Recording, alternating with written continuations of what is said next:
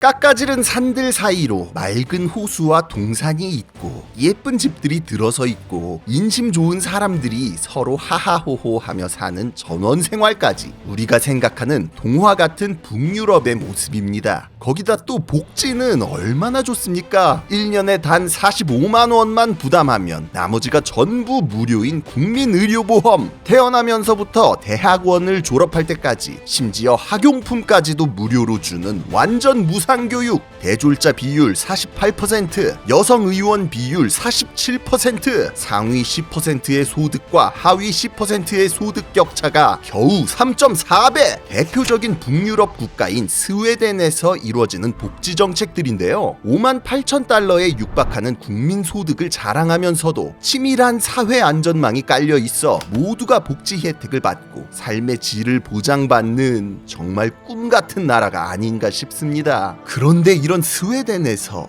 손님이 집에 놀러 왔을 때, 심지어 어린아이가 놀러 왔을 때도 식사를 대접하지 않는 문화가 존재한다고 해서 전 세계가 충격에 빠졌죠. 우리가 생각하던 그 북유럽이랑은 좀 다른데, 동화가 아니라 괴담에 가까운 냉혹한 현실이 있었다 이거예요. 그렇다면 스웨덴의 복지사회는 어떨까요? 남의 집에 가서 밥 한 숟갈 못 얻어먹는 것처럼 복지사회에도 괴담 같은 이면이 있진 않을까요? 막연하게 동경해왔던 북유럽 선진사회의 빛과 어둠, 스웨덴을 예시로 해서 자세히 한번 알아보겠습니다.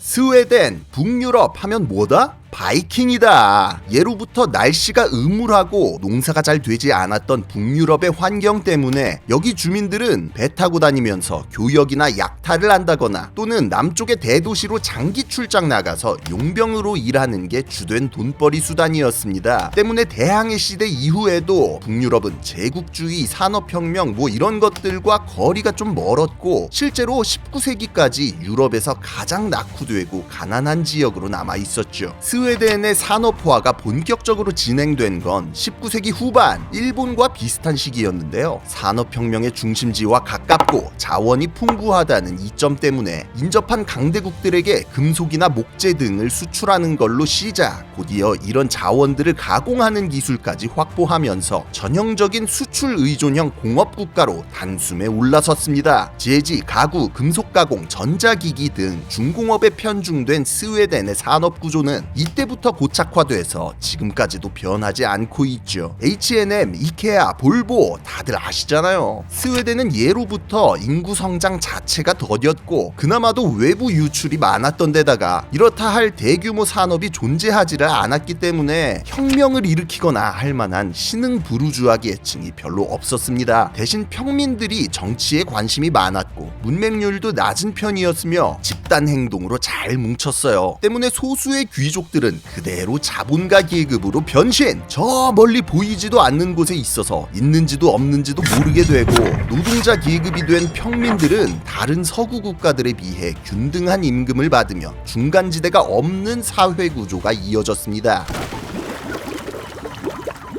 한편 산업 구조에서 보면 다 제끼고 중화학공업부터 시작을 하니까 노동계층 사이의 임금과 생활 수준도 고만고만한 상황이 됩니다. 잘난 놈 따로 없고 못난 놈 따로 없는 균질한 사회가 만들어졌어요. 때문에 나도 한번 사업 일으켜서 떼부자 돼보자 라는 생각보다는 옆에 있는 동지들이랑 연대해서 임금 좀 올려보자 라는 생각이 당연하게도 주류가 됩니다. 파업이나 직장 폐쇄 같은 과격한 노동쟁이가 일상처럼 발생하고 각 산업 부문마다 노동조합이 결성되어 정치적인 압력을 가했습니다. 스웨덴 사회민주주의 노동자당, 통칭 3인당 같은 마르크스주의 정당까지 등장했고요. 여기서 스웨덴 경제 망하면 나라 꼴까지 개판나는 거죠. 그런데 다행히도 스웨덴 경제가 계속해서 고도 성장을 합니다. 때문에 정부와 노동자들 그리고 자본가들이 각자의 의견을 대표할 수 있는 이익단체를 결성하여 평화적 일차원적이고 공식적으로 교섭하는 문화가 정착하기 시작했어요. 20세기로 넘어오면서 스웨덴 노동조합 총연맹, 스웨덴 사용자 연맹 같은 거대 중앙단체가 만들어져 노동자와 사용자 간의 쟁점 사항에 대해 여러 가지 합의를 도출해내고 1938년에는 살츠바덴 협약이 체결되어 지금 우리가 알고 있는 스웨덴식 노사관계 문화가 정착할 수 있게 됐습니다. 한편 계속된 경제 성장으로 마르크스주의를 고수할 필요가 없어진 스웨덴 3인당은 급진주의 인사들을 쳐내고 온건 좌파 대중정당으로 탈바꿈했습니다. 이를 통해 1932년 말에 집권에 성공! 당시 몰아치던 세계 대공황의 침체를 잘 극복하면서 이후로도 1974년까지 40년 넘게 지속되는 장기 집권의 초석을 다지게 돼요. 2차 대전 때는 거국 내각을 구성, 중립국을 선언했는데요. 이 과정에서 나치 독일과 협력하여 노르웨이와 핀란드로 가는 침략 루트를 열어주거나 연합국과 추축국 양측에 대한 철광석 판매로 전시 특수를 누리는 등 중립국으로서 빨 수 있는 꿀은 다 빨아버리는데 성공하고 안정적으로 전후 경제를 설계하며 스웨덴식 복지 모델을 정착시킬 수 있게 됩니다.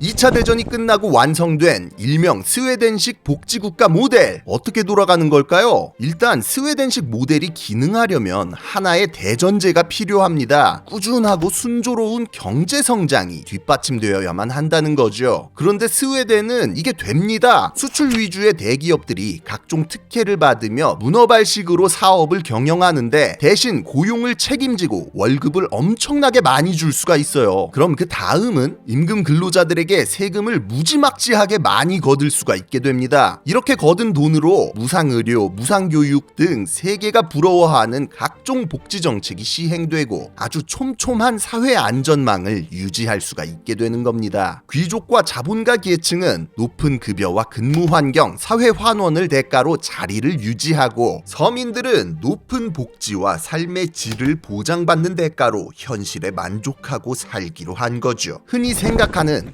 강력한 정부, 국영화, 부자 증세 같은 개념들과는 거리가 먼 자본주의적인 모델이죠. 실제로 우리가 알고 있는 스웨덴의 유명 기업들은 대부분 거대한 세습 재벌 가문들이 직간접적으로 소유하고 있습니다. 대표적으로 19세기 말 금융업으로 시작해 스웨덴 굴지의 재벌로 올라선 발렌베리 가문이 있는데요. 발렌베리 재단을 정점으로 엔스킬다 은행, FAM, 인베스토르를 소유하고 그 밑으로 셀 수 없이 많은 기업들을 피라미드식으로 지배하고 있죠. 코로나19 때문에 우리나라 사람들에게도 익숙해진 아스트라제네카부터 블루투스를 개발한 에릭슨, 전기톱 만드는 허스크바나, 전투기 만드는 사브까지 아무 연관도 없는 5만 가지 회사들이 전부 발렌베리 가문의 소유입니다. 대다수의 일반 국민들은 이런 대가문들이 지배하는 대기업들 밑에서 일하면서 서민도 아니고 중산층도 아닌 애매한 수준으로 수렴하는 대신 보편적인 복지 혜택을 받는 거죠. 누구도 거지가 될 수 없고 누구도 부자가 될 수 없는 사회라는 겁니다. 그런데 이런 사회에 행복하기만 할까요?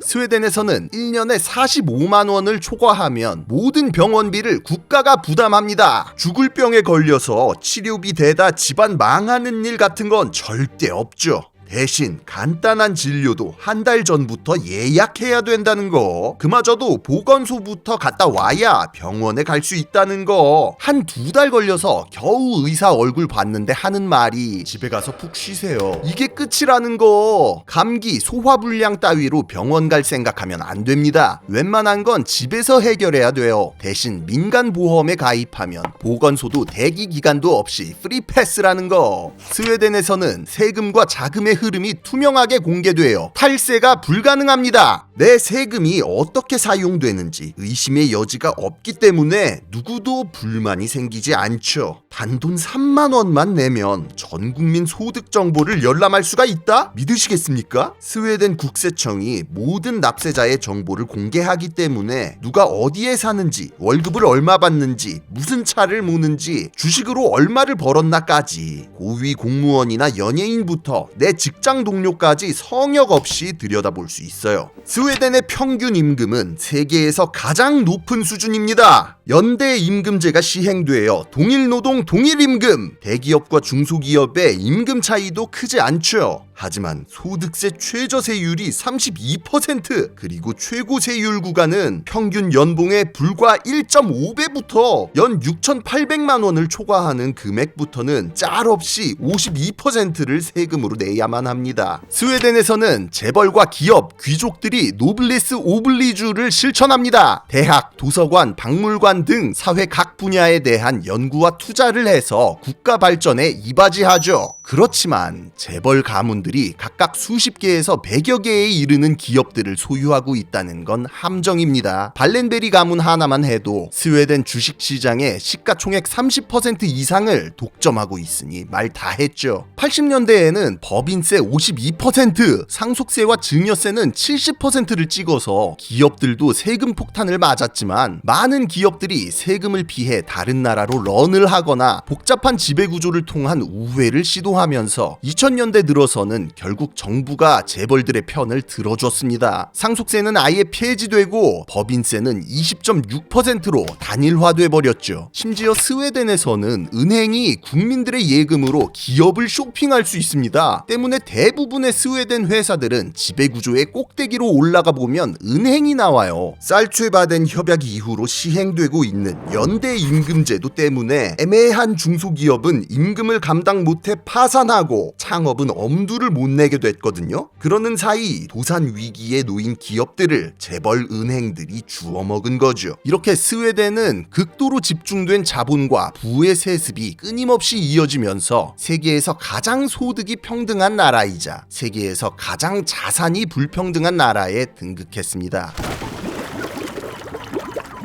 높은 급여 수준만큼 스웨덴은 물가도 엄청나게 높습니다. 스웨덴의 물가를 높이는 가장 큰 원인은 25%나 되는 부가가치세, 결국 세금입니다. 원가가 1만 원인 제품이 있다고 하면 그게 한국에선 11,000원, 스웨덴에서는 12,500원이 되니까요. 스웨덴 사람들이 차를 잘 안 타고 다니는 이유, 이것도 그냥 비싸서가 제일 큰 이유입니다. 2019년 스웨덴에서 가장 많이 팔린 차가 볼보 S60인데 이게 한화로 6,200만 원. 한국보다 비싸요. 주차비, 수리비, 보험료, 기름값, 심지어 세차비까지 비싸서 그냥 차 타는 거 포기하는 게 편하죠. 무엇보다도 스웨덴 사람들의 생활비 지출에서 가장 흉악한 부분은 바로 주거비입니다. 주택 부족이 심각하기 때문에 당연히 주택 가격과 월세도 만만치 않은데요. 자가 아파트에 살 경우 평균적으로 가계 소득의 21% 정도를, 월세로 살면 28%까지를 지출해요. 복지국가니까 임대주택 같은 거 있지 않겠냐 할 수가 있는데 이게 수요를 못 따라갑니다. 인구 94만 명의 스톡홀름에서 1년에 나오는 임대주택 매물이 1만 호가 안 되는데 이걸 들어가려고 58만 명이 대기를 하고 있어요. 함정은 임대주택도 월세 100만 원에 육박한다는 겁니다. 그런데 워낙 거주 비용이 비싸다 보니 이 정도면 감지덕지 목숨 걸고 대기 타는 거죠. 이런 다양한 이유로 스웨덴 사람들의 삶도 그다지 꿈 같지만은 않습니다. 높은 소득 수준만큼 말도 안 되게 높은 세금을 내기 때문에 근로 의욕이 떨어지고, 돈 없어서 치료 못 받을 일은 없지만 웬만한 잔병치레는 알아서 해결해야 하죠. 회사에 아이를 데려와도 눈치 주지 않고, 육아휴직도 빵빵, 여성의 경제 참여율이 매우 높지만 아이가 있든 없든 간에 높은 물가와 세금 때문에 어차피 맞벌이는 필수나 마찬가지고요. 금융 재벌들이 지배하는 수출 중심의 대기업들이 모든 경제의 근간으로서 특혜를 받고, 상속세나 부유세 등이 없기 때문에 부자들 중 63.2%가 재산을 물려받은 금수저들입니다. 평범한 서민들이 과중한 세금을 부담하기 때문에 중산층의 벽을 뚫기가 너무 어려워서 이걸 뚫고 자수성가하기보다는 그냥 살거나 차라리 외국으로 갈까 고민을 하게 되죠. 개천에서 용나는 게 거의 불가능한 사회, 승진을 거부하고 도박으로 일확천금을 노리는 회사원, 할아버지 때 산 집 대출금을 갚아야 하는 손자, 그리고 외국으로 이민가 새로운 기회를 찾아보려는 젊은이들이 생기는 이유입니다.